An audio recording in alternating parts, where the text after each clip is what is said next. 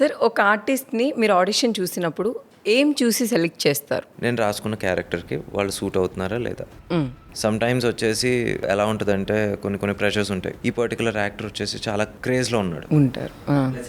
వీడిని పెట్టుకోరా, వీడు మంచి రైజింగ్ కమీడియన్ సంథింగ్ ఏదో చెప్తారు. But I don't have a character for him. నేను ఆయన తీసుకుని ఆయన స్థాయికి నేను డైలాగ్ ఇవ్వక నా క్యారెక్టర్ పండుగ ఇద్దరికీ అన్యాయం చేసినట్టు. సో బేసిక్లీ ఆ క్యారెక్టర్కి ఆడిషన్ తర్వాత లేకపోతే వేరే సినిమా చూసి ఆర్టిస్ట్ని తీసుకోవటం జరిగినప్పుడు కూడా సూట్ అవుతారా లేదా.